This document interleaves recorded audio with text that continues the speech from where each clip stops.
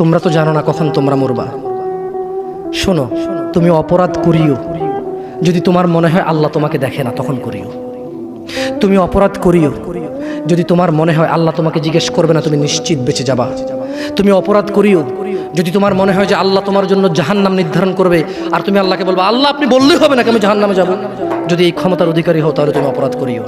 তোমাকে বলি, মহিলা, মা, বোন, চাচা, চাচি, নামাজ ছাড়া মানুষ মুসলমান থাকে না। ওয়াল্লাহি আমি বলছি না কোথায় বাঁধবেন, তর্ক পরে। আমি বলছি আপনি নামাজটা স্টার্ট করেন।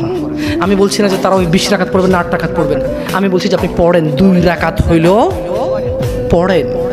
আমি বলছি যে আপনি ঈশান নামাজ 15 রাকাত দরকার নেই, আপনি শুধু 4 পড়েন। আমি কি বলছি সুন্নত বাদ দিতে? আমি বলছি যে তুমি পড়ছো না, শোনো, ভয় পেও না। ঈশান নামাজ 15 রাকাত তোমার উপরে ফরজ নয়। আমি তোমাকে না করছি না 15 রাকাত পড়তে। আমি বলছি যে তুমি নামাজই পড়ো না, 4 পড়ো। এই 4 রাকাত ঈশা না পড়লে তুমি মুসলিম নও।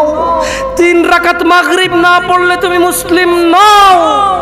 4 রাকাত আসর না পড়লে তুমি মুসলিম নও।